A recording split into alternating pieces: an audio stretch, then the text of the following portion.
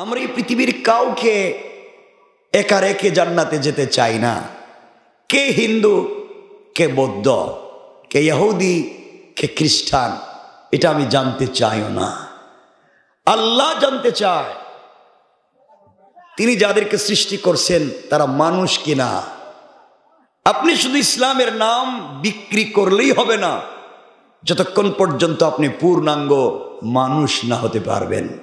এজন্য আজকের পুরো আলোচনায় আমরা নিয়ে আসব আপনাকে আমাকে মানুষ হতে হবে, যে মানুষ হওয়ার শিক্ষা রাসূল পাক আমাদেরকে দিয়েছিলেন। কথা কি বুঝতে পারলেন?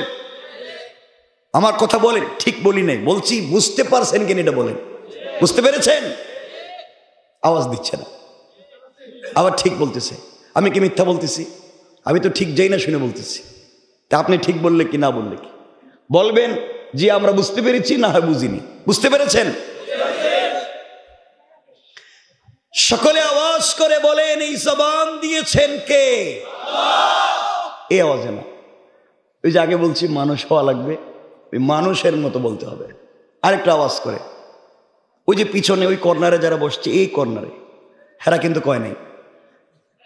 হেরা কি এলাকার লোক না কিছু রোহিঙ্গা ঢুকছে এলাকার? সকলে আওয়াজ করে বলেন, এই জবান দিয়েছেন কে? এরপরে পুরো এই যে আমার এক মুরব্বী এই যে মাইকের কাছে বসছেন, মুচ আছে কিন্তু চাচা, আপনি কিন্তু ঠোঁট নাড়ান নাই। এটা কোন কথা হইল? আমি তো ভালোবাসতেছি আপনাকে, ঠোঁট নাড়াতে হবে কিন্তু। সবাই আওয়াজ করে বলেন, এই জবান দিয়েছেন কে? এই তো হইছে, এবার তো হইল। আমার সঙ্গে নামাজের দুরূদ পড়েন।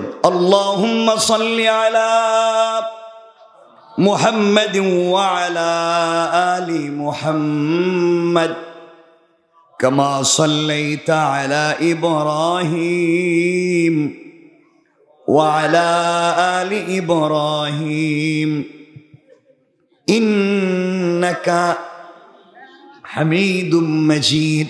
আল্লাহুম্মা বারিক আলা মুহাম্মাদ ওয়া আলা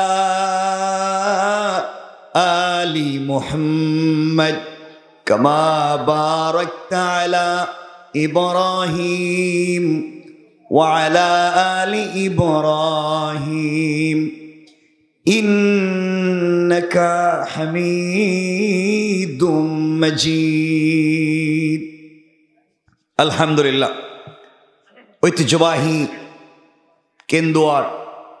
ঐতিহ্যবাহী কেন্দুয়া কাঁচা বাজার, মাছ বাজার ও ডালপট্টির ব্যবসায়ীদের যৌথ উদ্যোগে আয়োজিত 2024-এর আজকের 10ম বাৎসরিক ইসলামী মহাসম্মেলনের সম্মানিত সভাপতি, এই জনপদের বুজুর্গ আলেম হযরত মৌলানা আব্দুল হালিম সালমান সাহেব, সম্মানিত মুহতারাম খতিব কেন্দুয়া বাজার জামে মসজিদ।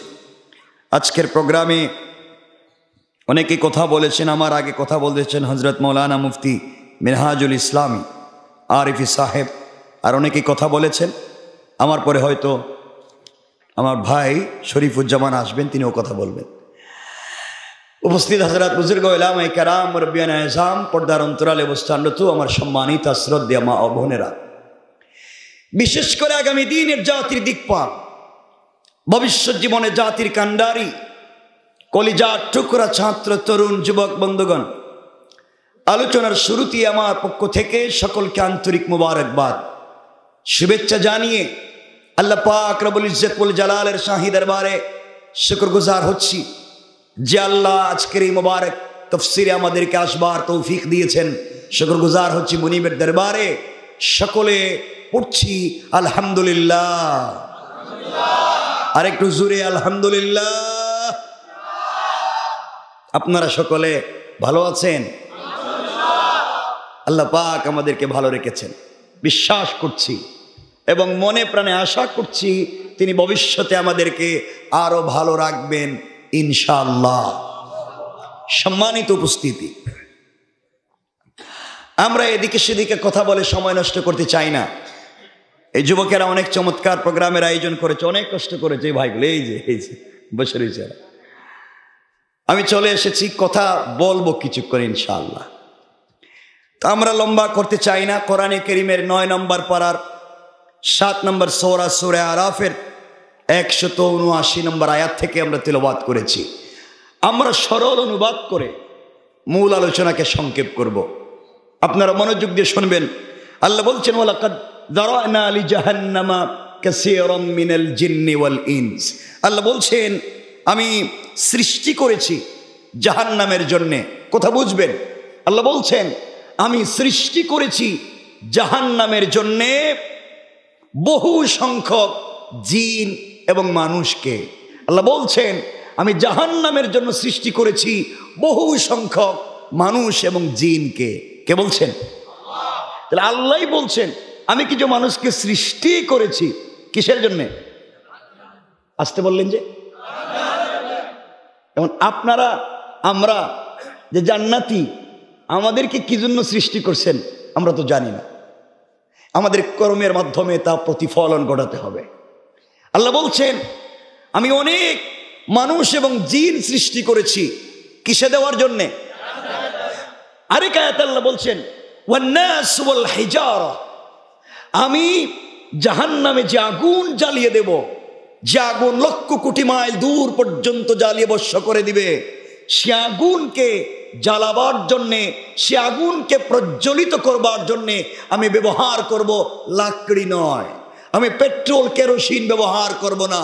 আল্লাহ বলছেন আগুনকে প্রজ্বলিত করবার জন্য, বাড়িয়ে দেওয়ার জন্য লাকড়ির বদলে ব্যবহার করব মানুষ এবং পাথরকে। ওয়ান্নাস ওয়াল হিজারা, মানুষ এবং পাথরকে। কেন করবেন ওই কথাগুলো আল্লাহ বলছেন, আমরা সরল অনুবাদ করছি। কেন আল্লাহ অনেক মানুষকে জাহান্নামের জন্য তৈরি করেছেন? এর পরের শব্দে বলছেন লাহুম কুলুবুল লা ইয়াফকাহুনা বিহা, তাদেরকে আমি দিল দিয়েছিলাম, তাদেরকে আমি কালব দিয়েছিলাম বুঝবার জন্যে, চিন্তা করবার জন্যে, কোনটা সত্য কোনটা সত্য নয়, কোনটা ভালো কোনটা ভালো নয়, তা চিন্তা করবার জন্য দিয়েছিলাম। কিন্তু তাদের দিল আছে, তারা সত্যের চিন্তা করলো না, তারা ভালো পথ খুঁজে পেল না, দিলকে ভালো কাজে ব্যবহার করলো না। এরপরে বলছেন ওয়ালাহুম আ'য়ুনুল লা ইউবসিরুনা বিহা, আমি তাদেরকে চমৎকার চোখ দিয়েছিলাম, তা দিয়ে তারা ভালো জিনিস দেখবে, তা কিন্তু তারা করলো না। এই চোখ দিয়ে, আমার দেওয়া চোখ দিয়ে, আমার দেওয়া আলো দিয়ে তারা পৃথিবীতে অন্যায় অনাচারকে দেখেছে, অন্যায় অনাচারের সাক্ষ্য হয়েছে, 500 টাকার বিনিময়ে কোর্টে গিয়া মিথ্যা সাক্ষ্য দিয়েছে, এই অন্যায়গুলো তারা করেছে। এই জন্য আমি আল্লাহ তাদেরকে জাহান্নামে জ্বালাতে চাই। এরপর আল্লাহ বলছেন ওয়ালাহুম আযানুল লা ইসমাউনা বিহা, আমি তাদেরকে চমৎকার কান দিয়েছিলাম, তারা কোরআনের তেলাওয়াত শুনবে, আমার আযান শুনবে, সত্য কথা শুনবে। তা না শুনে তার লিডার তাকে যে বদমাইশি দুশ্চরিত্র, তার লিডার তাকে যে কথাগুলো বলেছে, ওই কথাগুলো বলে সে বাজারে দুর্নীতি করেছে, ওজনে কম দিয়েছে, আরেকজনের সম্পত্তি দখল করেছে, গরিবের সম্পত্তি নিজের নামে বুয়াজাল দলিল করেছে, চাঁদাবাজি করেছে, শয়তানি নাফরমানি করেছে, সুদ ঘুষের কারবার করেছে। সে আমার কথা শুনেনি, তার লিডারের কথা শুনেছে। কথা বলেন না কেন? আমি তাকে জাহান্নামে দিতে চাই। কথাগুলো বুঝবেন। আল্লাহ রাব্বুল ইজ্জতুল জালালের পরে বলছেন উলাইকা কাল আনআম, এটা তো একটা চতুষ্পদ জানোয়ারের মতো, চতুষ্পদ জন্তুর মতো, বালহুম আদাল, তার চাইতে তো আরো খারাপ। আল্লাহ বলছেন উলাইকা হুমুল গাফিলুন, আর এটাই তো গাফেল, গাফেলদের জন্য রয়েছে চমৎকার চমৎকার শাস্তির ব্যবস্থা। আল্লাহ বলছেন জাহান্নামে তাদের জন্য, গাফেলদের জন্য অনেক শাস্তির ব্যবস্থা রয়েছে। ওয়াল আখিরাতু আসাদ্দু ওয়া আবকা, তাদের জন্য আখিরাতে থাকবে শক্তিশালী আযাব। ওয়ালাহুম আযাবুম মুহিন, নির্লজ্জ ও শালীন তাদের জন্য আযাব থাকবে যন্ত্রণাদায়ক। ওয়া আবকা, চিরস্থায়ী চলতে থাকবে, কেউ তাদেরকে সেখান থেকে বাঁচাতে পারবে। কথা কি বুঝতে পারলেন? আমার এই এতটুকুন কথা কি বুঝতে পেরেছেন? কথা বলেন না, বুঝতে পেরেছেন? উত্তর দেন। আল্লাহ মানুষকে বলেছেন এই আয়াতে অনেক মানুষ সৃষ্টি করেছেন কোথায় দেওয়ার জন্য? অপরাধ। কল্প দিয়েছিলাম চিন্তা করে নাই, কান দিয়েছিলাম ঠিক মতো শুনে নাই, চোখ দিয়েছিলাম ভালো জিনিস দেখে নাই। আল্লাহ বলছেন এটা একটা খারাপ লোক, এটা একটা চতুষ্পদ জন্তুর মতো, এর চাইতেও খারাপ, এটা গাফেল, একে জাহান্নামে দিবেন। বলছেন কে? আওয়াজ করে বলেন কে? এটা সরল অনুবাদ, আমরা এটাকে রাখলাম। এই আয়াতকে সামনে রেখে আমরা আলোচনার দিকে যাব। খুব মনোযোগ দিয়ে শুনবেন, আপনারা আমাকে উত্তর দিবেন। এই যে আপনারা এখানে বসে আছেন, যারা দেখতে তো অলিয়া উলিয়ার মতো দেখা যায়, দাড়ি আছে, টুপি আছে, মাঝে মাঝে পাগড়িও থাকতে পারে, পকেটে তাসবিও থাকতে পারে, তাহাজ্জুদওয়ালা আপনারা এই যে বসে আছেন, দেখতে তো অলিয়া উলিয়ার মতো মনে হইতেছে। আসলে কে কত নম্বরের খারাপ এটা আপনি নিজেই জানেন। কথা বলেন না কেন? তাহলে ভাব ভঙ্গি ধরছেন কেন? এই ভাব ধরছেন কেন? কি অলিয়া উলিয়ার মতো দেখা যায়, অথচ শয়তানি নাফরমানিতে ভরা অলিয়া উলিয়ার মতো বসে রয়েছে। আমাকে বলেন, আপনারা সকলে মানুষ কিনা? কথা বলেন, মানুষ কিনা? আপনারা যে মানুষ এটা বুঝলেন কেমনি? আপনারা যে অন্য কোনো প্রাণী নয়, আপনারা মানুষই, এটা বুঝলেন কেমনে? বলেন, কথা বল। বিবেক, বিবেক আছে, বিবেক আছে। আপনাদের যদি বিবেক থাকে, এই বিবেক বুদ্ধি থাকবার পরে আপনারাই এই এলাকার গরিবের জায়গা জমি দখল করেন, আপনারাই পাবলিকের রাস্তাঘাট বন্ধ করেন, এই আপনারাই মসজিদ মাদ্রাসার কেশের পয়সা মাইরা খান। আপনাদের যদি বিবেক থাকে তাহলে বাজারে ওজনে কম দেখে, আপনাদের যদি বিবেক থাকে ফলে ফরমালিন মিশাইকে, আপনাদের যদি বিবেক থাকে তাহলে পুরাতন সবজিকে তাজা বলে বিক্রি করে কে, আপনাদের যদি বিবেক থাকে এই শয়তানি নাফরমানি ব্যবসা করে কে, আপনারা বিবেকের আড়ালে এই সমাজে বদমাইশি নোংরা চরিত্র প্রতিষ্ঠা করেছেন, ঠিক কিনা বলেন? আপনারা বিবেকের নামে ধোঁকাবাজি করেন। বিবেক থাকলে এই লোক কাজ করতে পারে না। মনোযোগ দিয়ে শুনবেন, আমি জানি আপনাদের খারাপ লাগবে, তো খারাপ লাগলে কি হইব? আমার আর দাওয়াত দিবেন না, তো আমি তো জিন্দিগিতে আইতেই চাই না, আমি তো আইতেই চাই না, দাওয়াত দিলে কেন, না দিলে কি, কিন্তু কথা শুনতে হবে আমার, ইনশাল্লাহ। বাবা আমার কথা বুঝবার চেষ্টা করবেন। বলেন তো, আপনারা যারা এখানে বসেছেন আপনারা সকলে মুসলমান? বলেন না কেন? সবাই বলেন। এটা বুঝলেন কেমনে? আবার কই বিবেক আছে? এতক্ষণ বিবেকের কথা কইছি, কেমনে মুসলমান বুঝলেন? ভালো কথা কন, বলেন। আবার কই জন্মগত? জন্মগত কিসের মুসলমান? কিসের মুসলমান বলেন? কালিমা পড়ছে মুসলমান। এই যে কালিমা পড়ছে, কইছে কালিমা। আচ্ছা কালিমা থাকো, আসতেছি। আর কিছু জানা আছে? আর কি? নামাজ পড়ি, এই তো, এটা না? শোনেন কি বলেন, শোনো কথা শোনো। আমি আল্লাহ পাকের জাত ও সিফাতের নামে কসম করে বলছি, কালিমা জানলে বুঝলেই পড়লেই শুধু মুসলমান হওয়া যায় না। কালিমা জানলে বুঝলে পড়লেই শুধু মুসলমান হওয়া যায় না। যতক্ষণ পর্যন্ত বাস্তব লাইফে আল্লাহর তাওহীদ এবং রাসূলের রিসালাত প্রতিষ্ঠা না হবে, শুধু জানলে বুঝলেই মুসলমান হওয়া যায় না। রাসূলের যুগে অনেকেই আমার আপনার চেয়ে কালিমা জানতো, আমার আপনার চেয়ে কালিমা বেশি বুঝতো, আমার আপনার চেয়ে তাদের গবেষণা বেশি ছিল। আমি আপনাদের কাছে জানতে চাই, কালিমা জানলে বুঝলে পড়লেই মুসলমান হওয়া যায় না কেন? এলাকায় অনেকেই আছেন ইউনিভার্সিটিতে পড়েন, আছে না নাই? আছে না নাই? ইউনিভার্সিটিতে একটা বিভাগ আছে ইসলামিক স্টাডিজ, আছে না নাই? এখানে অনেক হিন্দুরা পড়ে, ইসলামিক স্টাডিজ পড়ে না? তারা ডক্টরেট ডিগ্রি নেয়, পিএইচডি করে। আমাকে বলেন তো, যারা কোরআন হাদিসের উপরে ডক্টরেট ডিগ্রি নিছে তারা কম জানে না বেশি জানে? কম পড়ছে না বেশি পড়ছে? কম বুঝছে না বেশি বুঝছে? যেই হিন্দু বৌদ্ধ ইহুদি খ্রিস্টান কোরআন হাদিস গবেষণা করে ডক্টরেট ডিগ্রি নিছে তারা মুসলিম? কথা বলেন। তারা জানতো না? তারা বুঝতো না? তারা পড়ে নাই? তাদের জানবার বুঝবার পড়বার সাথে নাই আল্লাহ তাওহীদ আর নাই রাসূলের রিসালাত। বুঝা গেল আল্লাহর তাওহীদ এবং রাসূলের রিসালাত বিবর্জিত কোরআন সুন্নাহর গবেষণাও কাউকে মুসলমান বানাতে পারে। বুঝতে পারলেন? বুঝতে পেরেছেন?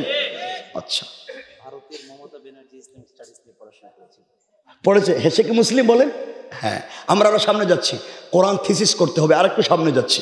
এই যে এক ভাই বলছে আমরা নামাজ পড়ি, এই যে এখানে বলছে আমরা মুসলিম। আমি আবারও আল্লাহ পাকের জাত ও সিফাতের নামে শপথ করে বলছি, শুধু নামাজ পড়লেই মুসলমান হওয়া যায় না। আমার রসুলের পিছনে অনেকেই সালাত পড়েছে, মাঝে মাঝে ইকামত দিয়েছে, রসুলের দস্তারখানে খাবার খেয়েছে, রসুলের চাইতে লম্বা দাড়ি রেখেছে, রসুলের চাইতে লম্বা জুব্বা পরেছে, রসুলের চাইতে বড় পাগড়িও পরেছে, সুযোগ পাইলে রসুলের সঙ্গে বুক মিলিয়েছে, সুযোগ পাইলে রসুলের দস্তারখানে একসাথে খাবার খেয়েছে, এত কিছু করেছে। তার ইন্তেকালের পরে রসুল পাক নিজের জুব্বা মুবারক খুলে তার কাফনের ব্যবস্থা করেছেন। তার ইন্তেকালের পরে রসুল নিজে তার জানাজায় শরীক হয়ে ইমামতি করতে চেয়েছেন। আল্লাহ বলেছেন পয়গম্বরে আরবি, আপনার মুসল্লি আপনার দস্তারখানের সাথী, আপনার জুব্বা নিয়ে কবরে ইয়া রাসূলুল্লাহ একটা নয় 100 জুব্বা দিয়ে কাফন দিতে পারেন, একবার নয় 1,00,000 বার আপনি তার জানাজার ইমামতি করতে পারেন, আমি রব তাকে জান্নাত দিব না। কি বুঝলেন? রাসূলের মুসল্লি। আপনি কোন ইমামের মুসল্লি? আমি রাসূলের মুসল্লির কথা বলছি। রাসূলের মুসল্লি, রসুলের দস্তারখানের সাথী, রসুলের সঙ্গে বুক লাগাইছে, রসুলের পবিত্র জুব্বা নিয়ে কবরে, রসুল তার জানাজায় নিজে শরীক। এত সুযোগ পাওয়ার পরেও লোকটা জান্নাতি না জাহান্নামী? বলেন না কেন? তার দাড়ি ছিল না, বলে না, দাড়ি ছিল না, জুব্বা ছিল না, পাগড়ি ছিল না, নামাজ ছিল না, সব তো ছিল, এরপরও জাহান্নামী। অপরাধ তার বাহিরের যে বেশভূষা ছিল তার বিশ্বাস ভিতরে ছিল না, ভিতরে যে বিশ্বাস লালন করত তা বাহিরে প্রকাশ করত না, অর্থাৎ তার ভিতর আর বাহির মিল নাই। তার নাম আব্দুল্লাহ ইবনে উবাই ইবনে সেলুল, যাকে বলা হয় মুনাফিকদের লিডার। বোঝা গেল বাহির ভালো থাকলে হবে না, ভিতরও ভালো থাকা লাগবে। এই সমাজে অনেক লোক আছে বাহিরে আল্লাহর ওলির মতো দেখা যায় আর ভিতরে বদমাইশি রেখে সমাজ ধ্বংস করে দেয়, ঠিক কিনা বলেন? সুতরাং বাহির শুধু ভালো থাকলে হবে না, ভিতর ভালো করা লাগবে। এই জন্য আল্লাহ বলছেন আমি বাহিরের পরীক্ষা করব না। রব বলেছেন ওয়ামতাহানাল্লাহু কুলুবাহুম লিত্তাকওয়া, আমি তো পরীক্ষা নিব দিলের, আমি পরীক্ষা নিব তাকওয়ার, বাহিরের নয়। আল্লাহ রসুলের অনেক সাহাবী ছিলেন, পাগড়িও ছিল না, জুব্বাও ছিল না, কাপড় ছিল না। এক কাপড় স্ত্রী পরলে স্বামী গড়তে থাকতেন, স্বামী পরলে স্ত্রী গড়তে থাকতেন, এক কাপড় দুইজন পরতেন, বাহিরের বেশভূষা নাই, কিন্তু দিলটা ভালো ছিল, আল্লাহ জান্নাত দিয়ে দিচ্ছে। তাইলে আমার কথা কি বুঝলেন? এই যে ভাব ধরছেন কেন? বাহিরে তো ভাব ভঙ্গি ঠিকই আছে, ওই ভিতরের কি অবস্থা, এজন্য এত ওয়াজ করলাম। কষ্ট পাইলেন? আমি তো কিছু বলি নাই, তো কষ্ট পাইবেন কেন? আমার এতক্ষণের ওয়াজ বুঝতে পেরেছেন? শুধু ভাব ধরলে হবে? বলেন না হবে? তাহলে শোনেন, এই সমাজে অনেক লোক আছে, শোনো মুসলমানেরা, এই যে আপনারা বসেছেন, দাঁড়িয়ে আছেন, এই পুরা কেন্দুয়া, এই পুরা বৃহত্তর এলাকা নষ্ট করছেন এই আপনারা। এই আপনারা এলাকা নষ্ট করছে কে? কথা কয় না, বলা লাগবে কিন্তু, নাইলে জিজ্ঞামু আবার। বলেন আমরা, বলেন আমরা, এই আপনারাই নষ্ট করছেন, সমাজ নষ্ট করেছেন আপনারা। অনেক লোক আছে এখানে দাড়িওয়ালা, অনেক লোক আছেন এখানে যাদের মুখের দাড়ি সাদা, পকেটে 1 হাত লম্বা তসবিহ আছে, 5 ওয়াক্ত নামাজ পড়েন, হজ করেছেন, উমরাও করেছেন, হতে পারে কোন পীর সাহেবের মুরিদ। কসম রব্বে পাকের জাতের, এলাকায় অনেক লোক আছে 5 ওয়াক্ত নামাজ পড়বার পরেও এলাকার সব থেকে বড় সুদের কারবারি। ঠিক কিনা? জোরে বলেন, জোরে বলেন। নাই? বলেন নাই? নামাজও পড়ে সুদও খায়, নামাজও পড়ে সুদের কারবার করে, নামাজও পড়ে ঘুষ খায়, নামাজ পড়ে ফেন্সি ডিলিয়াবার কারবার করে। এমন লোক সমাজে আছে না নাই? সুতরাং যেই বেচারা নামাজ পড়ে সুদ খায়, যে সুদ খায়, যে সুদ দেয়, সে তো আল্লাহর বিরুদ্ধে যুদ্ধে লেগে গিয়েছে। যারা আল্লাহর বিরুদ্ধে যুদ্ধে লেগে যায় তার অস্তিত্ব থাকবার কথা নয়। সুতরাং যারা বাহিরে ভাবভঙ্গি ধরে সমাজে সুদের কারবারকে প্রতিষ্ঠা করেছে, তারা এই সমাজের টাটকা নির্ভেজাল ফরমালিন ছাড়া শয়তান। বলেন কি? আমি ঠিক বলি নাই, বলেন কি? সবাই বলেন, আবার বলেন, শয়তান।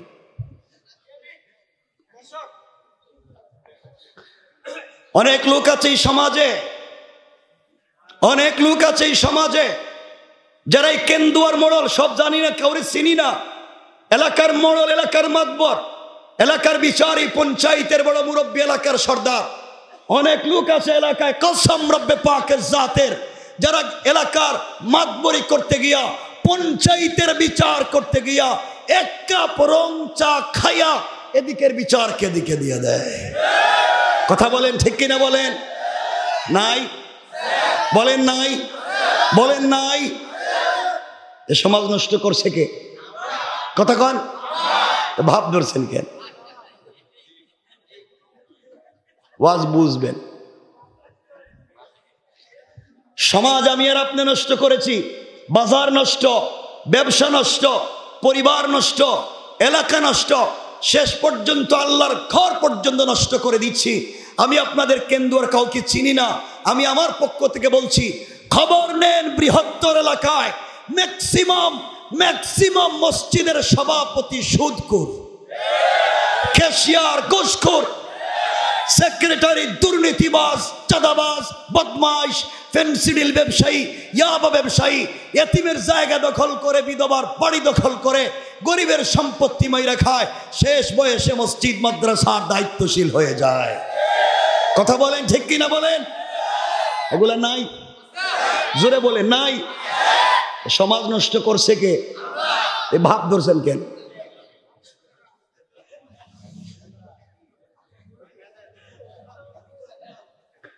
আপনারা তো শয়তান চিনেন না। শয়তান মারার জন্য আপনারা মক্কায় যান, 10 লক্ষ টাকা খরচ করে হজে যায়, হজে যায় না? হজে গিয়ে মক্কায় জামারাতে শয়তানরে কঙ্কর মারে, পাথর মারে না? কথা বলে না কেন? দেখছেন পাথর মারতে? দেখছেন? গত হজের আগের হজে দেখলাম এক হাজি সাহেব হজে গিয়া জামারাতে শয়তানরে পাথর মারতেছে, মারতে মারতে মনে হয় রাগ উঠে গেছে, জুতা খুললে মারতেছে। শয়তান, 10 লাখ খরচ করে আইছি, পুরো এলাকায় মাইল লাগাই রাখছিস, তোর এবার পাইছি, পাথর দিয়ে মারলইব না, জুতা দিয়ে মারতেছে।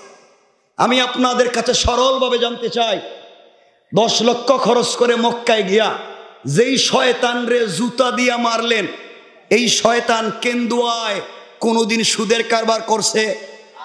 সবাই বলতেই, আওয়াজ করে বলেন। এই শয়তানি এলাকায় এসে ঘুষের কারবার করছে? এই শয়তানি এলাকায় এসে চাঁদাবাজি করছে? এই শয়তানি এলাকায় এসে ওজনে কম দিছে? এই শয়তানি এলাকায় এসে কারো বউরে নিয়ে পার্কে গেছে? তাইলে বলেন, যেই শয়তান সুদের কারবার করে, এটা মক্কায় না এলাকায়? বলেন, আবার বলেন। যেই শয়তান চাঁদাবাজি করে ওজনে কম দেয়, মক্কায় না এলাকায়? যেই মাতবরে টাকা খাইয়ে বিচার করে, মক্কায় না এলাকায়? বলেন, মক্কায় না এলাকায়? তাহলে শয়তান মক্কায় না এলাকায়? জুতা মক্কায় মারবেন না এলাকায়? মক্কায় কেন? কথা বলেন। সুতরাং পরিষ্কার করে বলে দিচ্ছি, জুতা যদি মারাই লাগে, পাথর যদি মারাই লাগে, এলাকায় যারা সুদের কারবার করে, এলাকায় যারা ঘুষের কারবার করে, এলাকায় যারা মাদককে ব্যবসা করে, এলাকায় যারা ওজনে কম দেয়, এলাকায় যারা টাকার বিনিময়ে বিচার করে, জুতা যদি মারাই লাগে, পাথর যদি মারাই লাগে, এলাকার শয়তান বদমাইশদেরকে আগে মারা দরকার। ঠিক কিনা বলেন? কথা কি বুঝতে পারলেন? সমাজ কত খারাপ, সব ভাব দূরে বসে রয়েছে। কেউ উঠবেন না, বৈশা রয়েছেন ভালো, একজন উঠবেন, বুঝবো আপনি হেই কারবারি, আপনি এটা করছেন। আমরা বইলে দিব যে আপনি এটা করছেন, উঠতে পারবেন না। কিন্তু উঠলেই কয়ে দিন। আমি সোজা সাজা ওয়াজ করি, সোজা সাজা বুঝি। আমি আরেকটু বলি, এলাকায় দেখবেন কিছু লোক কেউ রাগ করতেছেন, তা একটু হাত তুলে দেখান তো কারা কারা রাগ করলেন। খাইছে তো আমার ওয়াজ করতে দিবেন না, সে তো আমি বড় কষ্ট পাইলাম। আপনারা রাগ করলেন, হাত উঠেলেন যে।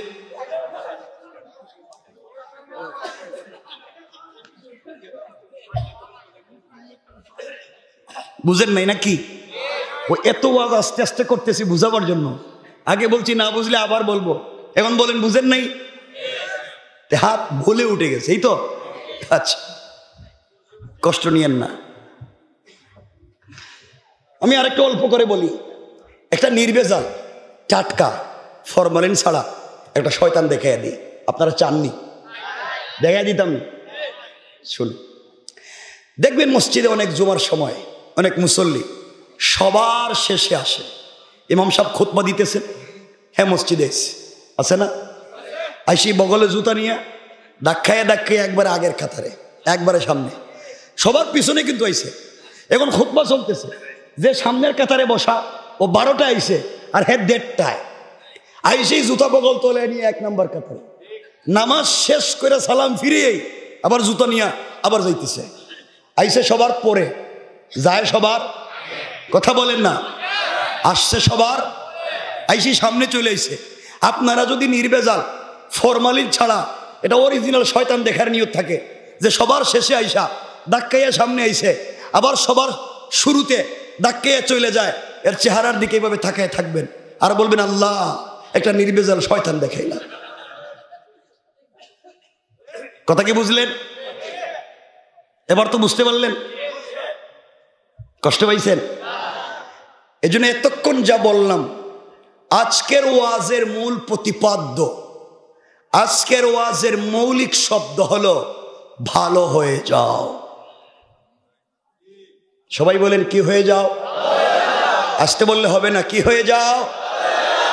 আমার আওয়াজ যত দূর পর্যন্ত যায়, এলাকায় যারা সুদের কারবার করো ভালো হয়ে যাও, যারা ঘুষের কারবার করো ভালো হয়ে যাও, যারা ফেন্সিডিলিয়াবার কারবার করো ভালো হয়ে যাও, যারা চান্দাবাজি করো ভালো হয়ে যাও, যারা ওজনে কম দেও ভালো হয়ে যাও, যারা টাকার বিনিময়ে পঞ্চায়েতের বিচার করো ভালো হয়ে যাও, যারা মসজিদ মাদ্রাসার কেশের পয়সা মাইরা খাও ভালো হয়ে যাও, ভালো হয়ে যাও। সবাই বলেন কি হয়ে যাও? আবার বলেন, আবার বলেন। এই সকালে ঘুম থেকে উঠা যদি দেখেন কোনো মুরব্বী দিকে যাইতেছে, এলাকায় টাকা খাইয়ে বিচার করে, এর পিছনে গিয়ে সালাম দিয়ে বলবেন আসসালামু আলাইকুম আঙ্কেল, ভালো হইয়া যাও। তাহলে বোঝা গেল ওয়াজটা কাজে লাগছে। কি লাগছে? নাইলে তোমার ওয়াজ কাজে লাগলো না, শুধু শুনলেন। আর মনে মনে নিয়ত করেন কিয়ামত পর্যন্ত বাঁচলে হুজুরের আনতাম না, তাহলে আমি আজকে কইয়া দিয়ে যাবো সব। আল্লাহ আমাদের হেফাজত করুক, বলেন আমিন। সমাজে এত নোংরামি আছে, এত বক্য সমাজে আছে, এত নোংরামি থাকবার পরে এই সমাজে আমরা কেমনে আশা করি জান্নাতে যেতে পারবো? আপনার আমার ইমান আপনাকে আমাকে ঘর থেকে বের করে মসজিদে নামাজে নিয়ে যেতে পারে না। আপনার আমার ইমান আপনাকে এই যে 100 গজ 200 গজ দূরে আপনার আমার ঘর, মসজিদে নামাজে নিয়ে যেতে পারে না। আপনার আমার ইমান, এই মান নিয়া পুলসিরাত পার হইয়া জান্নাতে যাইবেন কইছে গেডা? ইমান আপনারা মসজিদে নিতে পারে না, ওই ইমান আপনারা জান্নাতে নিব, এটা কইছে কে? আমরা কত খারাপ। কয়েকদিন আগে দেখলাম একটা নিউজে 16 কোটি টাকা দিয়ে একটা মসজিদ বানাইছে, কিন্তু মুসল্লিরা নামাজ পড়তে যাইতে পারে না, নিষেধ, নামাজ পড়তে যাইতে পারবে না। এই মসজিদে আগে রাইকা দিছে, এখন পাবলিক যদি বইরে যায় মসজিদ, সামনের সফের কিছু জায়গা ফাঁকা, যায় নামাজ রেখা দিছে, এখানে অমুক লিডার আইব। মসজিদে আবার তোমার লিডারই কিতা? মসজিদে তুমি কিসের লিডার? মসজিদে তুমি কে? তোমার কিসের পয়সা? পয়সা নমরুদের আছে, পয়সা সাদ্দাদের ছিল, ক্ষমতা ফেরাউনের ছিল। আল্লাহর ঘরে কোনো ক্ষমতা চলে না, আল্লাহর ঘরে কিচ্ছু চলে না। আল্লাহর ঘরে যারা ক্ষমতা দেখাতে চায়, যারা নমরুদ, ফেরাউন আর আবুল আহাবের মতো মারা যাবে, ঠিক কিনা বলে? মসজিদে কিসের তোমার আলাদা চেয়ার? মসজিদে তোমার জন্য কিসের আলাদা যায় নামাজ? ভালোর জন্য কথাগুলো বলতেছি, ভালো হয়ে যাওয়ার জন্য বলতেছি। মসজিদ আছে, মুসল্লি নেই, মুসল্লি আসতে পারে না, মারামারি করে মসজিদ তালা দেওয়া, এখানে একটা ওখানে একটা, হবে না কেন?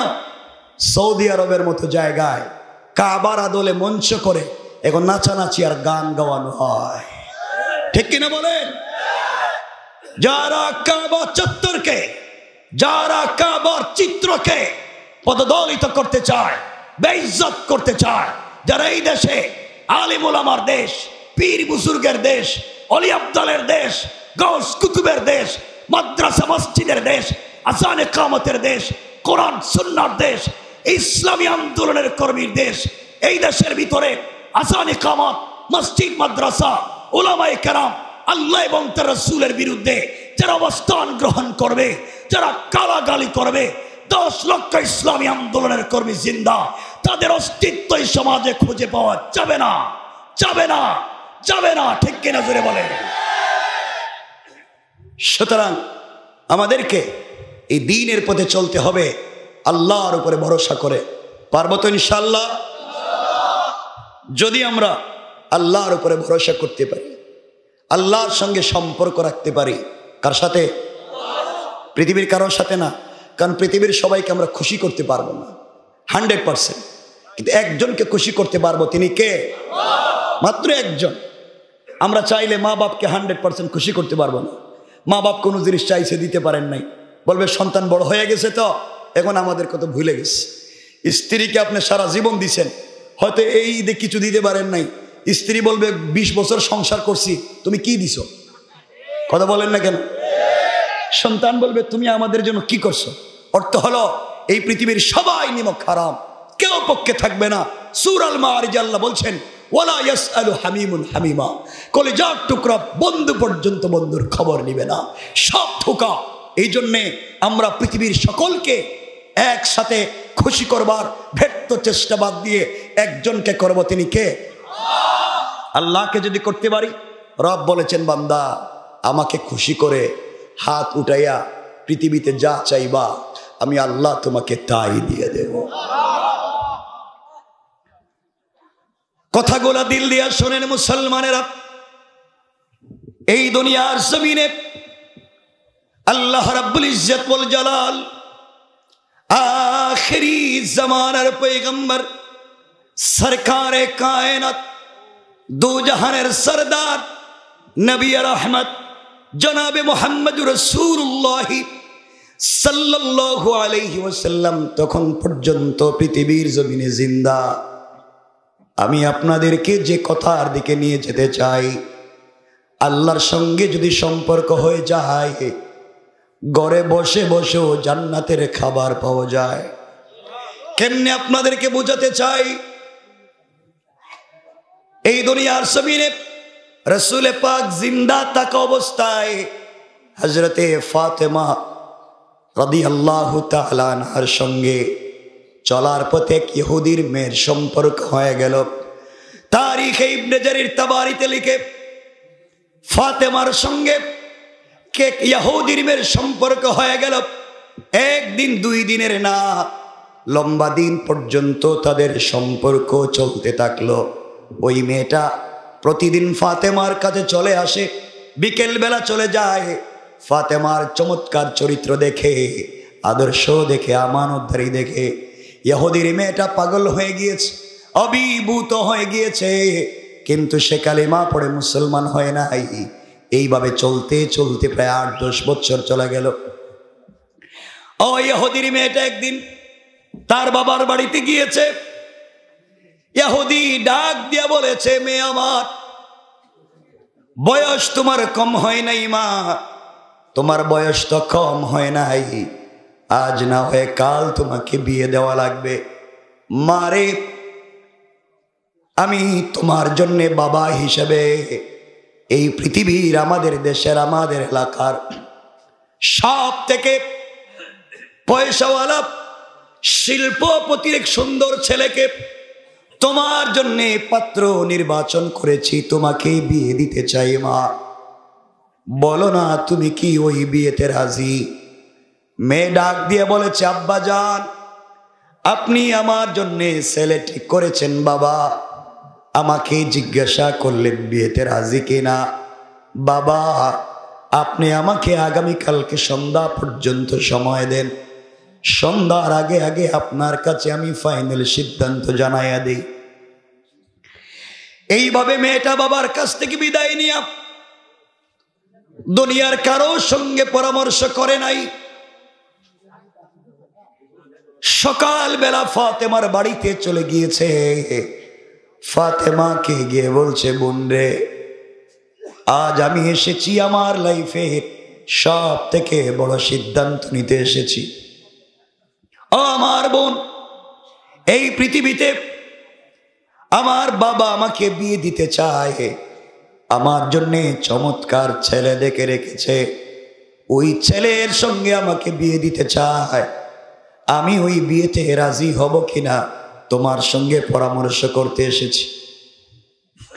ফাতেমা বললেন, বোন রে, আমি মুসলিম, তুমি ইহুদি, তোমার পার্সোনাল লাইফে আমি কোনো কথা পর্যন্ত বলতে পারি না। মেয়ে বলতেছে, ফাতেমা, এই পৃথিবীতে যত মানুষ তোমার কাছে পরামর্শের জন্য এসেছে সবাইকে তুমি উত্তম চমৎকার পরামর্শ দিয়েছ। আমার মন বলছে তুমিও আমাকে চমৎকার পরামর্শ দিবা।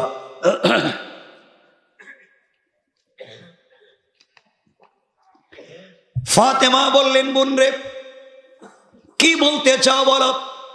মেয়ে ডাক দিয়া বলছে, ফাতেমা, বলো তো এই বিয়েতে আমি রাজি হব কিনা। ফাতেমা বলছেন, বাবা ঠিক করেছেন, রাজি হয়ে যাও। পৃথিবীর কোনো বাবারাই চায় না তার মেয়েটা কষ্টে থাকুক, খারাপ জায়গায় যা। পৃথিবীর সকল বাবারাই চায় তার মেয়েটা ভালো জায়গায় থাকুক। আমার মন বলছে তুমি বিয়েতে রাজি হয়ে যাও। মেয়ে ডাক দিয়া বলছে, ফাতেমা, আমি বিয়েতে রাজি হয়ে যেতে চাই, কিন্তু আমার একটা শর্ত আছে।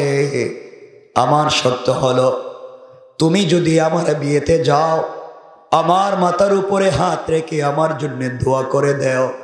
পৃথিবীর একটা শ্রেষ্ঠ মেয়ে, পৃথিবীর শ্রেষ্ঠ আমানতদার ভদ্র সচ্চরিত্রবান একটা মেয়ে আমার বিয়েতে গিয়ে আমার মাথায় হাত রেখে যদি দোয়া করে দেয়, এর চাইতে আমার জন্য কল্যাণকর আর কিছু হতে পারে না। আমার বন্ধুগণ, কথাগুলো দিল দিয়া শোনেন। এক পর্যায়ে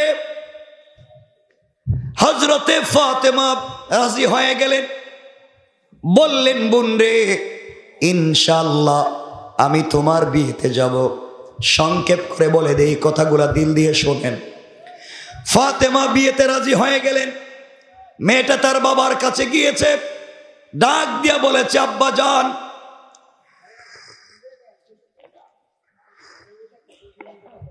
আপনি আমার জন্য যেই ছেলে ঠিক করে রেখেছেন ওই ছেলের সঙ্গে বিয়েতে আমার কোনো আপত্তি নাই। বাবা, আপনি আমাকে বিয়ে দিতে চান, ওই বিয়েতে আমি রাজি। ইহুদি খুশি হয়ে গিয়েছে, মারে একমাত্র একটা মাত্র মেয়ে, তুমি বিয়েতে রাজি, বাবাও খুশি, বিনিময়ে তুমি যা চাইবা তাই পাইবা। মেয়ে ডাক দিয়া বলছে, আব্বা জান, ওই বিয়েতে আমি রাজি, আমার একটা শর্ত আছে। ইহুদি ডাক দিয়া বলে, মেয়েরে, বিয়েতে তোমার আবার শর্ত কি? ইহুদির মেয়ে বলতেছে, আব্বা জান, আমার শর্ত হলো, আমার বিয়েতে মুহাম্মদ ইবনে আব্দুল্লাহর মেয়ে ফাতেমাকে ইনভাইট করেছি, দাওয়াত করেছি, ও কিন্তু আমার বিয়েতে আসবে, এই শর্তে আমি রাজি হয়ে গিয়েছি। ইহুদির মাথা গরম হয়ে গিয়েছে, কি বললা তুমি? মুহাম্মদ আমার জাত শত্রু, আমাদের ধর্মের বিরুদ্ধে চলে গিয়েছে। ওর মেয়েকে যদি আমার বাড়িতে তোমার বিয়েতে ইনভাইট করে থাকো, মান সম্মান বলতে আমার কিছুই থাকবে না। তোমার বিয়েতে মুহাম্মদের মেয়ে আসলে প্রয়োজন বোধে তোমাকে বিয়েই দিব না, সারা জীবন এভাবে রেখে দেব। এরপরেও ফাতেমাকেই বাড়িতে আসতে দিব না। মেয়ে ডাক দিয়া বলছে, আব্বাজান আপনি বলে দিয়েছেন ফাতেমা যদি ওই বাড়িতে আসে আপনি আমাকে বিয়ে দিবেন না। বাবা কোনোদিন তোমার কথার উপরে কথা বলিনি, আজ আমি বলে দিলাম ফাতেমার মতো চরিত্রবান এমন একজন বন্ধু আমার, এমন একজন বান্ধবী আমার, তাকে যদি আপনি আমার বাড়িতে বিয়েতে ভিন্ন ধর্মের হওয়ার কারণে আসতে যদি বাধা দেন, আসমান জমিন ধ্বংস হয়ে যেতে পারে। আমি ফাতেমা ছাড়া পৃথিবীর কারোর সঙ্গে বিয়েতে বসতে রাজি না। আল্লাহু আকবার। আরো জোরে বলেন। আপনাদের কষ্ট হচ্ছে? গত 8 তারিখ থেকে 8 তারিখ আমি অসুস্থ, দেশে ছিলাম না 8 মাস পরে দেশে আসছিলাম। গত 8 তারিখ আসার পরে ওখানে ছিল ঠান্ডা, বরফের দেশ, এখানে এসে গরম, ঠান্ডা গরম মিক্স হয়েছে, অনেক অসুস্থ ছিলাম। তো এর ভিতরে তো কথা বলতেছি, মানে আমি যখন কথা বলি তখন বুঝতে দিচ্ছি না যে আমি অসুস্থ। তাহলে আপনারা বলবেন হুজুর অসুস্থ নিয়ে আইছে কেন? আর এই যে এরা কেউ হুজুরে তো আনছি, ওয়াজ তো করা লাগবেই, তাহলে অসুস্থতার বুঝাইয়া লাভ কি? এই জন্যই কথা বলতেছি। আমার মনে হয় আপনাদের খুব কষ্ট হইতেছে।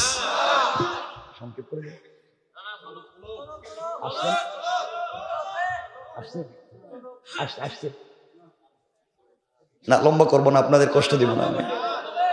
আরে শোনেন আমি তো বলতেছি, এটা কি তা ঠেলা গাড়ি নিয়ে চালাইতেছি, তো চালাবো কিছুক্ষণ, বেশি বলবো না। কষ্ট হচ্ছে না তো আমার বন্ধুগণ? ইহুদি বলতেছে, মা কি বললা, ফাতেমা যদি বাড়িতে আসে আমি তো রাজি না, আর ফাতেমা ছাড়া তুমিও বিয়ে করবে না। ইহুদি চিন্তায় পড়ে গেল, আমার একটা মাত্র মেয়ে, বিয়ে যদি দিতে না পারি ইজ্জত থাকবে না। ইহুদি ডাক দিয়া বলেছে, মেয়েরে একমাত্র একটা মাত্র মেয়ে, তুমি যদি বিয়ে না করো এই সমাজে আমি মুখ দেখাতে পারবো না। মেয়েরে তুমি কষ্ট নিও না, ফাতেমাকে ইনভাইট করেছো, আমার কোনো আপত্তি নাই, বিয়েতে নিয়ে আসো, কিন্তু মারে আমার একটা শর্ত আছে। মেয়ে বলছে, আব্বাজান আপনার শর্ত কি?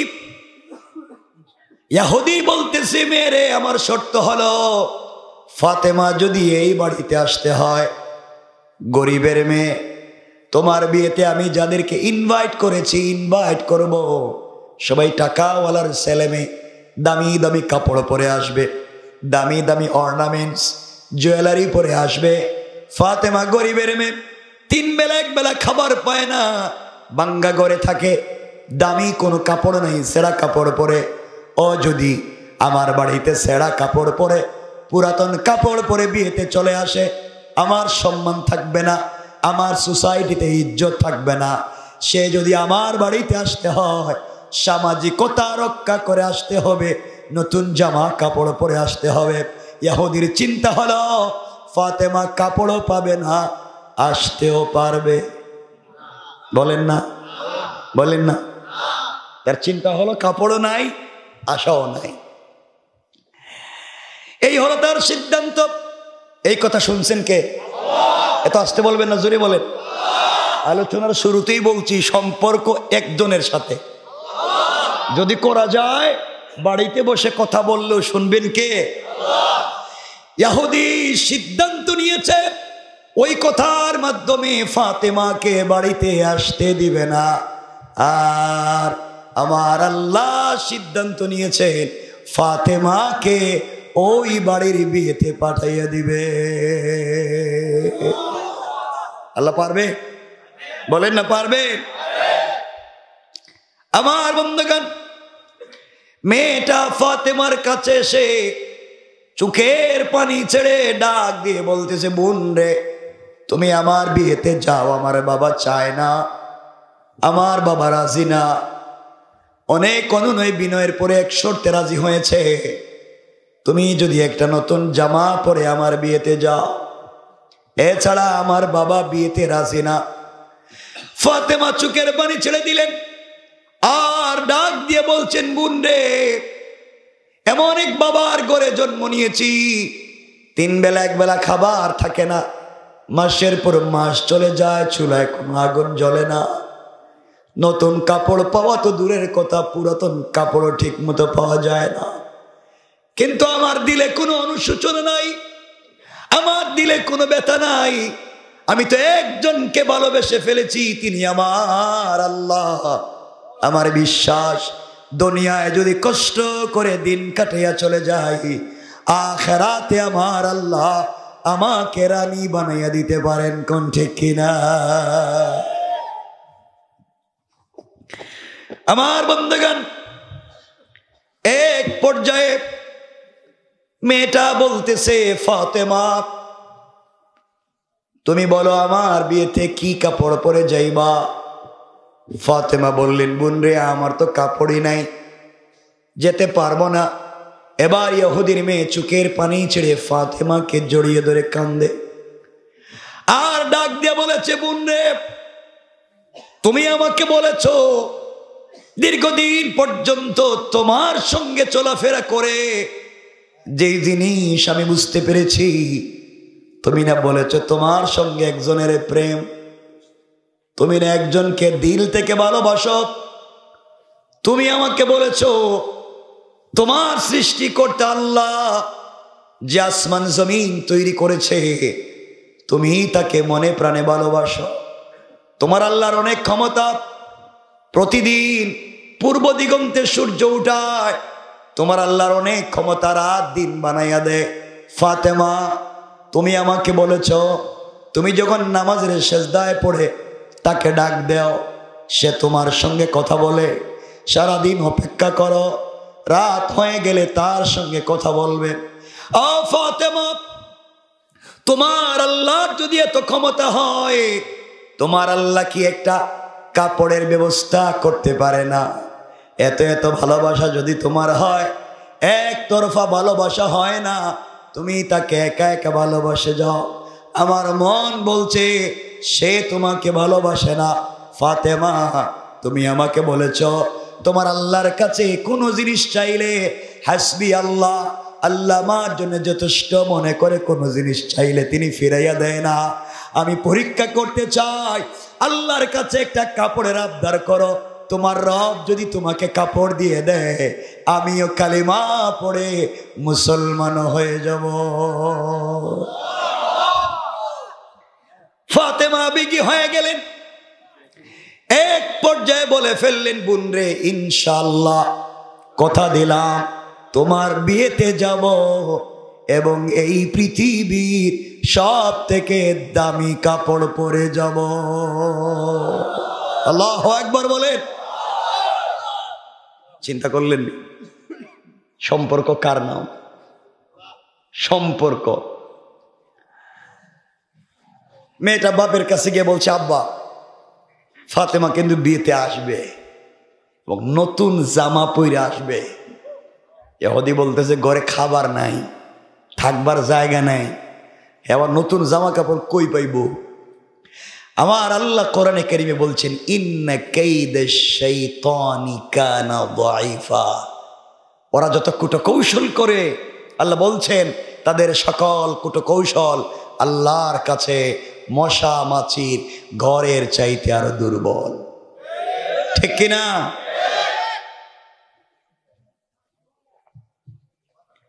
আমার বন্ধুগণ, এখানে লম্বা কথা। বিয়েটা 1 মাস পরে, ধরেন 1 মাস শেষ হয়ে গেছে, মধ্যখানের ওয়াজ রেখে দিলাম যে 12টা হয়ে যাইতেছে। আমি কথা বল, আমার গলা দিয়ে আওয়াজ দিতে পারতেছি না, এরা কই কোক। আমার বন্ধুগণ শুনেন না, আমার কথা বলতে আপত্তি নেই, কিন্তু কষ্ট হচ্ছে, শুনেন। 1 মাস পরে বিয়ে, ধরেন 1 মাস শেষ, মধ্যখানে আরো অনেক ঘটনা ঘটছে, কাপড় কিনতে হইছে, আর অনেক ঝামেলা আছে, ওগুলো তারিখে আছে, লম্বা হয়ে যাবে। ডাইরেক্ট বিয়া। কোন দিন বিয়া? আগামীকালকে। কোন দিন? আগামী। সন্ধ্যার সময় মেয়েটা ফাতেমার কাছে গিয়ে বলছে, বোন কালকে না আমার বিয়ে, তোমার কাপড় কই? ফাতেমা বলছেন, কালকে তোমার বিয়ে, আমি তো ভুলেই গেছি, আমার তো মনেই নাই। মেয়ে বলতেছে, বোন তাইলে কি আমার বিয়ে হবে না? কাপড় ছাড়া কেমনে? তুমি কাপড় না পাইলে তো যেতে পারবে না, আর বাপরে কথা দিছি তুমি ছাড়া বিয়েই করবো না, তাহলে তো আমার জীবনটা শেষ হয়ে গেল। ফাতেমা মেয়ের হাত ধরলেন, ইহুদির মেয়েকে বুকে জড়িয়ে ধরলেন, কপারে চুম্বল করে বলছেন, বোন কান্দিস না, এখন এক রাত বাকি আছে। আমি যার সাথে প্রেম করি, আমি যাকে দিল থেকে ভালোবাসি, এক রাত বাকি আছে। রব যদি সত্যি ফাতেমাকে ভালোবেসে থাকে, এক রাত্রে কাপড়ের ব্যবস্থা করে দিবে ইনশাআল্লাহ। আল্লাহু আকবার বলেন, আরো জোরে বলেন। আল্লাহ পারবে? পারবেন? রব তো পারে। আমার বন্ধুগণ, মেয়ে চলে গিয়েছে, রাত্র গভীর হয়ে গিয়েছে, আমাদেরও রাত্র গভীর, ফাতেমারও রাত্র গভীর, 12টা হয়ে গিয়েছে।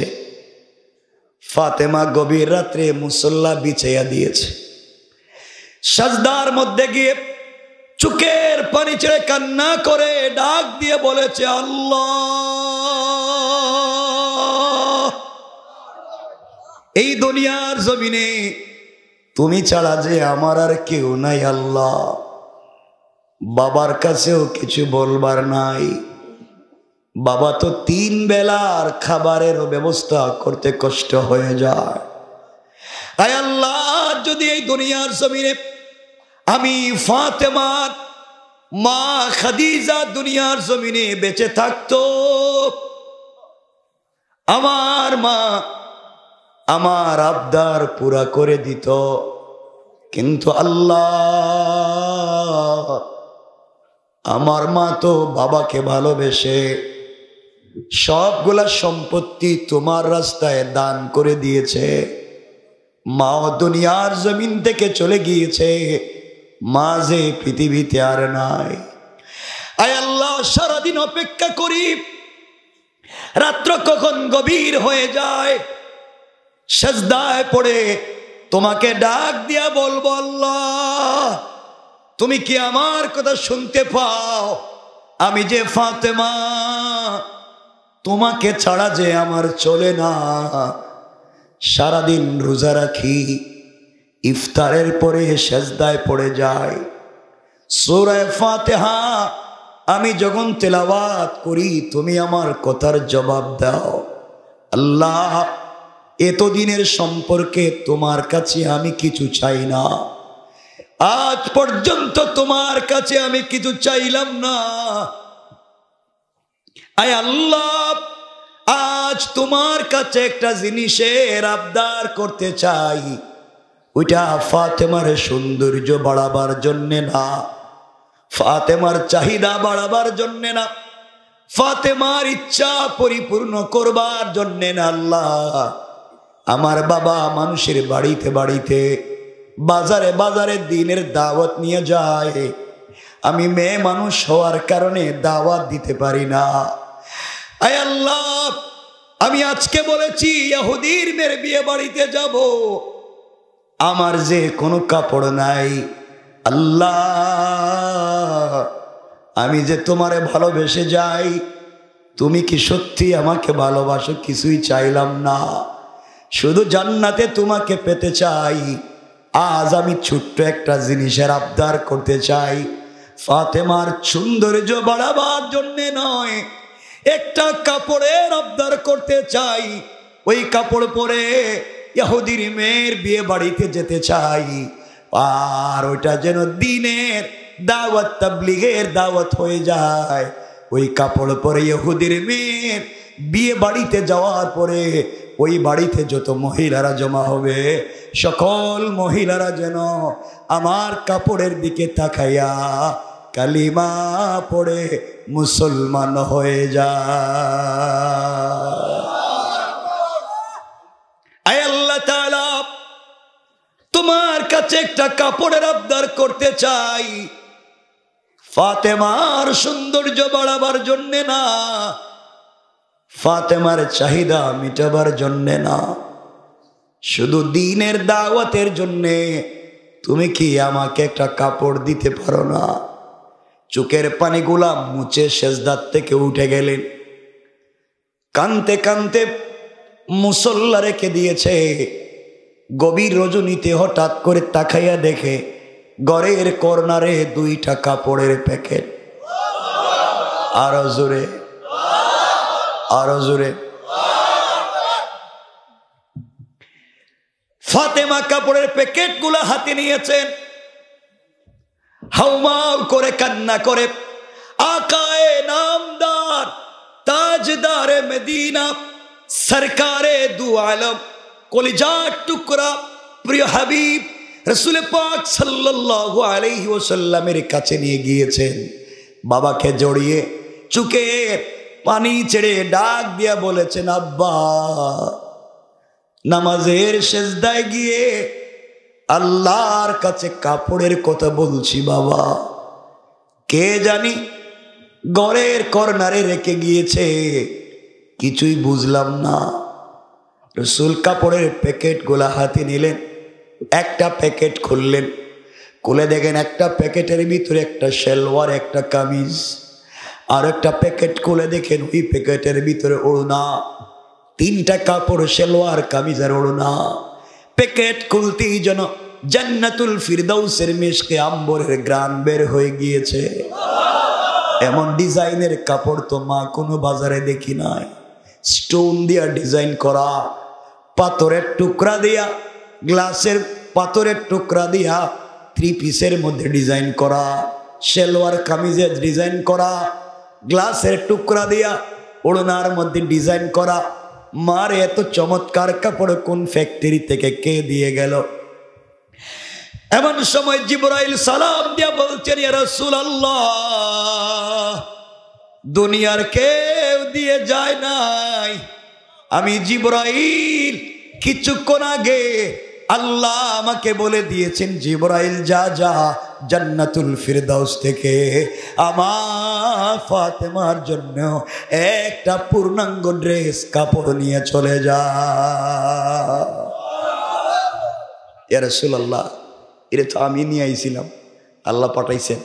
ফাতেমা যে কি কইছে আল্লাহ রে, আল্লাহ কাপড়টা পাঠাই দিছে না। সুবহানাল্লাহ, এটা আগামীকালকে কইেন। আল্লাহকে বলেন হাসবি আল্লাহ, যদি বলতে পারেন আল্লাহ আমার জন্য যথেষ্ট, কেউ লাগবে না। গভীর রাত্রে সেজদায় পড়ে যান, কারো কাছে দিলের কষ্টের কথা বইলেন না, দুর্বলতার কথা কাউকে বইলেন না। রবের সঙ্গে বলেন, রব বলছে বান্দা, কোরআনে কারীমের 19 নম্বর পারা 25 নম্বর সূরা, সূরা আল ফুরকানের 65 নম্বর আয়াতে আল্লাহ বলছেন, ওয়াল্লাযীনা ইয়াকুলুনা রব্বানা ইসরিফ আন্না আযাব জাহান্নাম ইন্না আযাবাহা কানা গারামা। বান্দা, গভীর রাত্রে সাকারাতের আগে, গারগারা শুরু হয়ে যাওয়ার আগে, কবরে চলে যাওয়ার আগে, মালাকুল মউত আজরাইল পৌঁছে যাওয়ার আগে, বান্দা একটা বার আমার আল্লাহ বইলা ডাক দে, একটা বার আমাকে ডাক দে। আমি রব কথা দিলাম, তোর সব অন্যায় ভইলা, সব গুনাহ মাফ কইরা আমার কুদরতের কুলে উঠাইয়া আমি জান্নাতি বলে ফয়সালা করে দিলাম। এই রব এখনো আসে না নাই?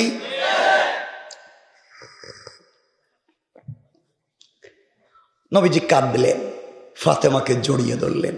আহারে, মা মরা মেয়ে কিভাবে না খাই আল্লাহর সাথে সম্পর্ক। সেজদায় কাঁদছে আর আল্লাহ আসমান থেকে কাপড় পাঠাইয়া দিছে। আহা, কি একটা মেয়ে পাইলাম, কি একটা মেয়ে। আমার বন্ধুগণ, নবীজি বলছেন, মা এই কাপড় পইরা তো কালকে বিয়ে বাড়িতে যাইবা, একটু পর্দার সাথে যাইও। কারণ নারীরা যেই দিন নতুন পোশাক পরে ওই দিন কিন্তু পর্দা বলে না করে। যেদিন একবারে লিপস্টিক লাগাইয়া, হিল জুতা লাগাইয়া আর দামি স্মার্ট কাপড় লাগাইয়া বিয়ে বাড়িতে যায় অথবা গায়ে হলুদে যায়, ওই দিনকার বোরকা পড়তে পারে? আল্লাহ রসুল বলছেন, ওগুলো লম্বা আলোচনা আমরা যাচ্ছি না, সংক্ষেপ করতেছি। আমার বন্ধুগণ, নবীজি বলছেন, মা পর্দার সাথে যাইও। এখানে অনেক আলোচনা, ওদিকে আর যাচ্ছি না। আমার মুসলমান বন্ধুগণ, কথাগুলো দিল দিয়ে শুনেন কি বলতে চাই।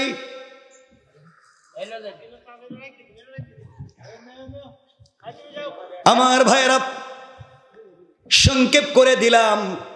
একে তো বিশ্ব নবীর মেয়ে হযরতে ফাতেমা, আল্লাহ যাকে দুনিয়ার জমিনে বানিয়ে দিয়েছেন, আল্লাহ যাকে আখেরাতে বানাবেন, জান্নাতি মহিলাদের নেত্রী ওই ফাতেমা যখন জান্নাতের কাপড় পরছেন, একে তো সুন্দর, এর উপরে জান্নাতের কাপড়। ফাতেমা যখন বিয়ে বাড়িতে পৌঁছে গিয়েছে, যেই ঘরের ভিতরে ইহুদির মেয়েটাকে সুন্দর করে সাজিয়ে গুজিয়ে রেখে দেওয়া হয়েছে, ওই ঘরের ভিতরে ফাতেমা যখন জান্নাতি কাপড় পরে ঢুকে গিয়েছে, সাথে সাথে পুরাটা ঘর মেশকে আম্বরের গ্রানে মুখরিত হইয়া জান্নাতি কাপড়ের আলোতে পুরা ঘর আলোকিত হয়ে গিয়েছে। মহিলারা এসে বলছে, ফাতেমা এই কাপড় কোথায় পেয়েছো? তুমি না গরিবের মেয়ে, আমরা মনে করছি তুমি আসতে পারবা না। এত দামি কাপড়, তো ডিজাইন করে স্টোন দেয়া, ডিজাইন করা গ্লাসের টুকরা দেয়া, বোন এত ডিজাইন করা, এত চমৎকার পারফিউম দেওয়া কাপড় কোথায় পাইছো? আমরা এত কোটি টাকার মালিক হয়েও এমন কাপড় কিনতে পারলাম না। ফাতেমা একটু মুস্কি হাইসা বলছেন, বোন রে, এটা কিনে নিয়ে আইছি। সুবহানাল্লাহ কইলেন না? কি করছে? মহিলারা কোন মার্কেট থেকে কিনছো? তুমি তো ঘর থেকে বাইরেও না, তুমি মার্কেট কেমনি চিনবা? আমরা তো কেন্দুয়ার সব মার্কেট চিনি, কথা বলেন না কেন? তুমি তো মার্কেট চিনো না, আমরা চিনি। মহিলারা বলছে, ফাতেমা কোন মার্কেট থেকে কিনছ? ফাতেমা বলছেন, আমি যে মার্কেট থেকে কিনছি এই মার্কেটও চিনবা না, এই দোকানও চিনবা না, এই মার্কেটে যাওয়ার রাস্তাও তোমরা চিনবা না। মহিলারা কও কি আমরা মার্কেট চিনবো না? মানে আমরা কেন্দুয়ার মার্কেট চিনি, মার্কেটের সিপা গল্লি চিনি, এমনকি মার্কেটের দোকানের ম্যানেজারের নাম্বার পর্যন্ত এই বেডির মোবাইলে সেভ আছে। কথা বলেন না কেন? এটা আরেক ওয়াজ, আমি লম্বা করতে চাই না। দেখবেন স্বামী যা চিনে না বাজারের চিপা চুপা, বউ কিন্তু চিনে। আসেনি এগুলা? আমরাও তো খারাপ। অনেক সময় দেখবেন স্বামী স্ত্রী মার্কেটে যায়, বউ, আমি খারাপ বলতেছি না, একটা লেডিস ব্যাগ নিয়ে সুন্দর লিপস্টিক লাগাইয়া গুন্ডার মতো সামনে হাঁটিয়া এটা দোকানে যাইতেছে, আর জামাই যে বেচারা জামাই স্বামী, পিছে বাচ্চা একটা কুলে নিয়া, কথা বলেন না কেন? এটার পিছে নিয়ে করতেছে, এই অবস্থা। আর বউরে লাগাই দিছে কাজে, তা আমার গলায় দিতেছে না, আমি কষ্ট পাচ্ছি, নাহলে একবারে সব বইলে দিতাম, তার ইজ্জত শেষ হয়ে যেত। তুমি ঘুমাইতেছো নি ভাই? দেখো ঠিক আছে ভাই, 12টার উপরে কেদা ভাই? কি কষ্ট হচ্ছে? অসুবিধা নাই না, ওয়াজ করতেছি তো আমি, কষ্টটা আপনাদের হইব।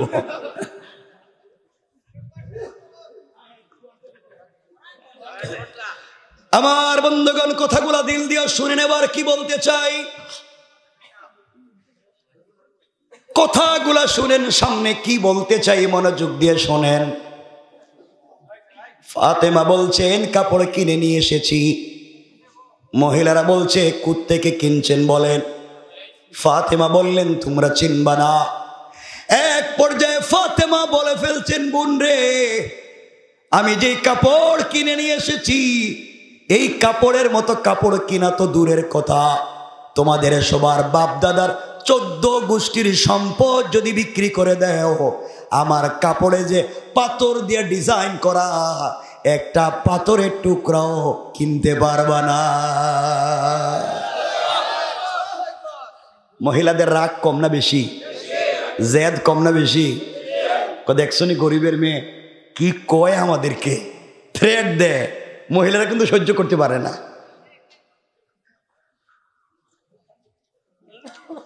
সব মহিলারা মিলে গেছে স্বামীর কাছে, একজনও বিয়েতে কিচ্ছু খাইতে পারবা না, আগে ফাতেমার মতো কাপড় দিবা, এরপরে বিয়েতে খাইতে বসবা।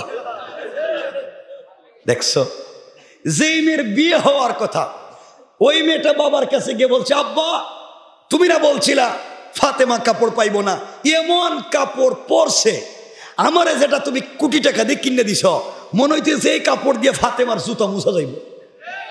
আল্লাহু আকবার। বাবা আমি খবরদার বইলা দিলাম, ফাতেমার মতো কাপড় যদি তুমি না দেও আমি কিন্তু বিয়া করতাম না। আল্লাহু আকবার বলেন না। পেঁচ লাগছে নি? লাগছে। কে লাগাইছেন?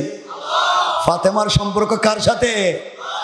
আর আমাদের মিথ্যা কথা কইবেন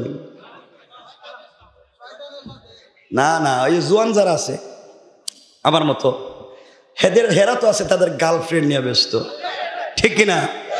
হেদের প্রেমিকা, ওই যে বিউটির বোন প্রেমিকা, ঠিক কিনা? ঠিক কইছো কেন? টুপি মাথায় দিছে, হাসেও আবার ঠিকও কয়। প্রেম কয়টা করছ? ভিতরে ভিতরে তো সব সজাগ দেখতেছি, দেখি সামনে এগুলা কিছু কওয়া যায়নি তোমাদের। আমার বন্ধুগণ কথাগুলা দিল দিয়ে শোনেন। পুরুষেরাও বিপদে পড়ে গিয়েছে, মহিলারাও চিন্তায় পড়ে গিয়েছে, ফাতেমার মতো এমন কাপড় কোথায় পাওয়া যায়? সবাই এসে ফাতেমাকে বলছে, বোন রে একবার বলো না কোন দোকান থেকে কাপড় কিনছ, কোন মার্কেট থেকে কাপড় কিনছ, আমাদেরকে বলে দাও, আমরাও দেখি চাইতে পারি কিনা। এক পর্যায়ে ফাতেমা বলে দিয়েছেন, বোন রে আমি কিন্তু কাপড় কিনি নাই। কিনো নাইতে কই পাইছো? ফাতেমা বলছেন, বোন রে আমার একজনের সাথে প্রেম ভালোবাসা, আমি একজনকে মন প্রাণ উজাড় করে ভালোবাসি, সেও আমারে ভালোবাসে। আজ তার কাছে একটা কাপড়ের কথা বলছি, ও আমার জন্য একটা পুরা ড্রেস পাঠাইয়া দিয়েছে। আল্লাহু আকবার। মহিলারা আমরাও তো প্রেম করি, আমাদেরও তো প্রেমিক আছে, এত দামি কাপড় দিব দূরের কথা, 2 টাকা দিয়ে বাদামও কিনে দেয় না, আরো আমাদের কাছ থেকে নিয়ে খায়। এটা কেমন শেষরা তার বয়ফ্রেন্ড। মহিলারা বলছে, ফাতেমা এটা কেমন প্রেমিক পাইছো, এত দামি কাপড় দিয়ে দিছে? ও শোন, আমার প্রেমিক যে মার্কেট থেকে কাপড়টা দিছে এই মার্কেট তোমরা চিনবা না, এই মার্কেটের নামও শোনো নাই, এই দোকানের নামও শোনো নাই। মহিলারা বলছে, বলো না দেখি কোন দোকান থেকে কিনছে, আমরা চিনি কিনা। ফাতেমা এক পর্যায়ে বলে ফেললেন, বোনরা শোনো, যেই মার্কেট থেকে কাপড় কিনেছি ওই মার্কেটের নাম হলো জান্নাত, আর যেই দোকান থেকে কাপড় কিনেছি ওই দোকানের নাম হলো জান্নাতুল ফিরদাউস। মহিলার চিন্তা পড়ে গেছে, মার্কেটের নাম জান্নাত, দোকানের নাম জান্নাতুল ফিরদাউস। আমাদের মার্কেটের নাম তো বল্টু বিয়ার মার্কেট। এত সুন্দর মার্কেট, এটা কই পাইলো? এই দোকানের নামও শুনি নাই, মার্কেটের নামও শুনি নাই। মহিলারা বলছে, ফাতেমা এই মার্কেটে কোন দিয়ে যাওয়া যায়? এই কেন্দুয়া বাজারের কোন দিকে ঢুকলে এই মার্কেটে যাওয়া যায়? ফাতেমা বলছেন, বোন রে এই মার্কেটে যাইতে গেলে যে কেউ যাইতে পারে না, ওটা স্পেশাল একটা রাস্তা, ভিআইপি রাস্তা, যে কেউ রাস্তা দিয়ে যাইতে পারে না। যার সাথে ওই যে আমার যার সাথে প্রেম, তার সাথে যার প্রেম, সেই রাস্তাতে যাইতে পারে। মহিলারা শুনছে যখন টাকা আছে, মাল আছে, প্রেম কি করতে চায় না? দেখেন তোমার সাথে এক মেয়ের সম্পর্ক, রাত দিন এর সাথে কথা বলো, এমন কি ও যদি টেলিফোন দেয় বাতের প্লেট ফালাইয়া কুত্তার মতো দৌড় দো, কারণ তোমার বয়ফ্রেন্ড, তোমার গার্লফ্রেন্ড খুব স্মার্ট, তার বয়স এক্সট্রা অর্ডিনারি করা, খুব বিউটিফুল। সে যখন কথা বলে তুমি পাগল হইয়া যাও, সব ছাইড়া তার পিছনে ঘুরতে চাও। ও যুবক, তুই জানিস না যেই মেয়ের পিছনে পড়ে যৌবন যৌবন যৌবন বিসর্জন করতে যাচ্ছ, যেই মেয়ের পিছনে পড়ে মা বাপের মুখে চুন খালি দিয়েছ, যেই মেয়েকে ভালোবেসে বিদেশ থেকে মা বাপকে টাকা না দিয়া ওই মেয়ের পিছনে সব খরচ করে দাও, যেই মেয়ের প্রেম করে মা বাপকে খারাপ দেখো, ওই মেয়েকে ভালোবাসতে চাও। যুবক জানিস না যার জন্য সব বিসর্জন করে দিলে, কসম রব্বে পাকের জাতের, আগামীকালকে সকালবেলা ওই মেয়ে যদি তোমার চাইতে স্মার্ট, তোমার চাইতে টাকাওয়ালা আরেকটা যুবককে পেয়ে যায়, আগামী কালকে তোমাকে ভুলে যেতে 1 মিনিটও লাগবে না। এটাই দুনিয়া, এটাই দুনিয়া। তুমি কেন এই পথে দৌড়াও? আমার বন্ধুগণ, কথাগুলো দিল দিয়ে শোনেন। এক পর্যায়ে হযরতে ফাতেমা রাদিয়াল্লাহু তাআলা আনহা বলে ফেললেন, বোনরে, আমি যেই দোকান থেকে কাপড় কিনেছি ওই দোকানের নাম জান্নাতুল ফিরদাউস। যেই মার্কেট থেকে কাপড় কিনেছি ওই মার্কেটের নাম জান্নাত। আর ওই মার্কেটে যে রাস্তা দিয়ে গিয়েছি ওই রাস্তা হলো ইহদিনাস সিরাতাল মুস্তাকিম।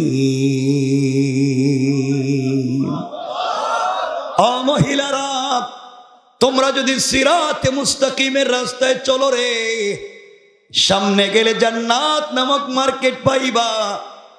ওখানে ঢুকলে জান্নাতুল ফিরদাউস নামক দোকান পাইবা।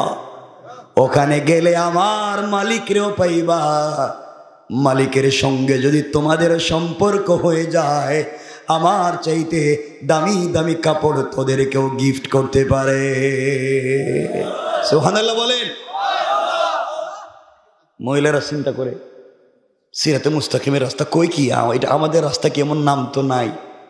কি রে, সিরাতে মুস্তাকিম রাস্তার নাম, মার্কেটের নাম জান্নাত, দোকানের নাম জান্নাতুল ফিরদাউস। হেয়ার প্রেমিক এখানে আছে, কি কয়? মহিলারা বলে, ফাতেমা, এখানে যাওয়া লাগবে।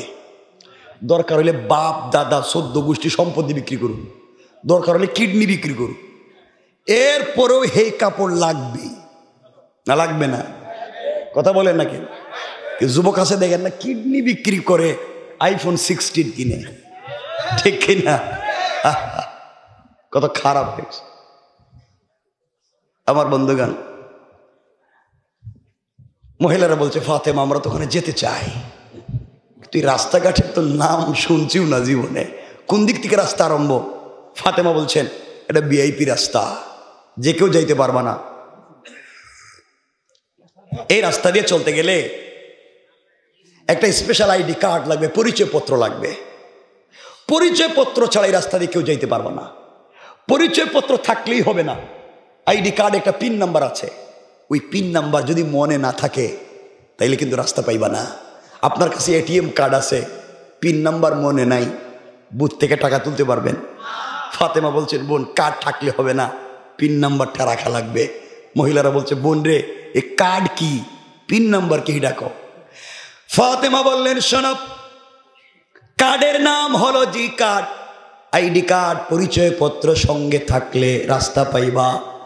ওই কার্ডের নাম হলো ইসলাম, আর পিন নাম্বার হলো লা ইলাহা ইল্লাল্লাহু মুহাম্মাদুর রাসূলুল্লাহ। ও মহিলারা, ইসলাম নামক আইডি কার্ড সঙ্গে রেখে কালিমা নামক পিন নাম্বার যদি মনে পারেন ধারণ করতে পারো রে, চলার পথে সিরাতে মুস্তাকিমের রাস্তা পাইবা। সামনে গেলে জান্নাত নামক মার্কেটও পাইবা। ওখানে গেলে জান্নাতুল ফিরদাউস নামক দোকানও পাইবা। ওখানে গেলে পরে আমার চাইতে দামি দামি কাপড় পাইবা। মহিলারা বলে, ফাতেমা, ইসলাম এটা কি? কালিমা এটা কি? কইবার জায়গায় আইস? ফাতেমা, দরকার হইলে সব কিছু বাদ দিব, যাওয়া লাগবে জান্নাতে। সুবহানাল্লাহ বললেন। ফাতেমা বলছেন, দেখো, এই পিন নাম্বারটা যে কেউ নিতে পারে না। এই পিন নাম্বারে দিলে, জায়গা দিলে, এই আইডি কার্ড সঙ্গে রাখলে অনেকের বাপ দাদার সঙ্গে সম্পর্ক শেষ হয়ে যাইব, স্বামী স্ত্রী সম্পর্ক শেষ হয়ে যাইব, কেউ কাউকে পছন্দ করবে না। আমি চাই না তোমরা তোদের বাপ দাদার সম্পর্ক নষ্ট কর, স্বামী স্ত্রী সম্পর্ক নষ্ট কর। এই পিন নাম্বার নিতে গেলেই মাইল লেগে যাইব।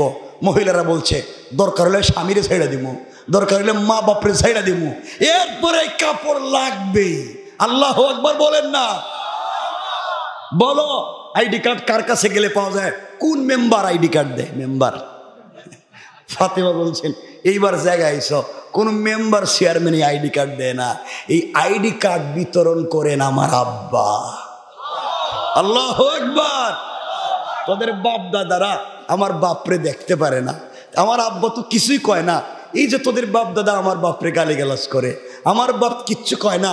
এই আইডি কার্ডের পরিচয় দেয়, এই আইডি কার্ড বিতরণ করে, এই পিন নাম্বারটা দিয়া দেয়, এই আমার প্রেমিকের সঙ্গে সম্পর্ক জুড়াইয়া দেয়, এই সিরাতে মুস্তাকিমে উঠাইয়া দেয়, এই জান্নাতের রাস্তা দেখাইয়া দেয়, এই জান্নাতুল ফেরদাউসে নিয়ে যেতে চায়। আমার বাপ তো আর কিছু চায় না। মহিলারা বলে ফাতিমা তাই যদি হয় আমরাও তোমার বাপের সঙ্গ ওখানে যাইতে চাই। আল্লাহু আকবার। কত লম্বা হইতেছে ওয়াজ।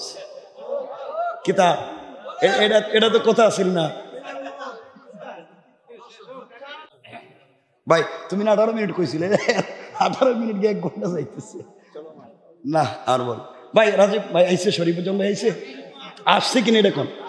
বাইরে নিয়ে আসো না, আমি অসুস্থ। বসেন, কষ্ট হইতেছে, অসুবিধা হয়, বাইরে নিয়ে আসো। যাও না, বাইরে নিয়ে আসো, নিয়ে আসো, নিয়ে আসো, নিয়ে আসো। আমি বলতেছি ভাই বসো, আমি কথা বলতেছি, বসো।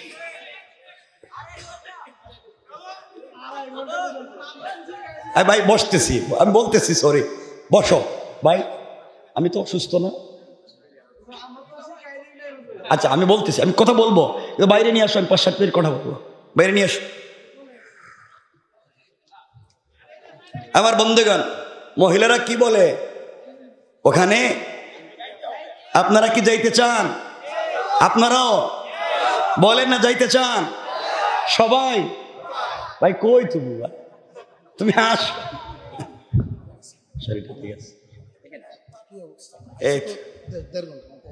তাই তো আরো আগেই লেবাল আসছিল, আমার জানটা বাঁচলো। খুব মহব্বতের ভাই, খুব ভালোবাসি। শুনবেন কি চমৎকার কথা, আমার তো ভাঙ্গা গলা, কি চলে না। 1-2 মিনিট ভাই আসছে রেখা দিন। আমার মুসলমান বন্ধুগণ, কথাগুলা দিল দিয়া শোনেন। এইভাবে ফাতেমা শত শত মহিলাদেরকে আল্লাহর পরিচয় পৌঁছাইয়া দিলেন, বাবার পরিচয় বুঝাইয়া দিলেন।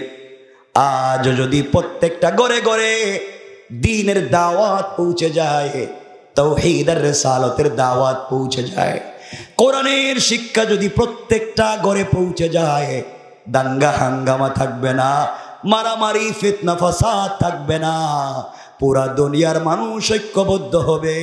কেমনে? ফাতেমার মতো সম্পর্ক করে জান্নাতে যাওয়া যায়, ঠিক কিনা বলেন? এই জন্য যুবকেরা আমারে কথা দাও, দুনিয়ার এই পচা প্রেম ভালোবাসা বাদ দিবা। তুমি একজন কি তাই? ইনশাল্লাহ। সবাই কও ইনশাল্লাহ, আবার কও প্রেম করবা না তো? এই বাইরে গিয়েই তো টেলিফোন দিবা। তোমার তো নাই মনে হইতেছে, আসেনি? নাইতে দিবা কেমনে? শোনো, আল্লাহর ওয়াস্তেগুলো করবো না ভাই। যুবক, তুমি যার সাথে প্রেম করো, হয়তো সে অনেক সুন্দরী, কিন্তু জানো না, হয়তো একদিন বলবে, দোস্ত, আমার ফ্রেন্ড, আমার বয়ফ্রেন্ড, দেখো আমি আগামীকালকে তোমার সঙ্গে কথা বলতে পারবো না, আমার মা আমার পাশে ঘুমাইয়া থাকবো। এই কথা বলে তোমার কাছ থেকে বিদায় নিয়ে হতে পারে আর একজনের সঙ্গে কথা বলতেছে। কথা বলেন না কেন?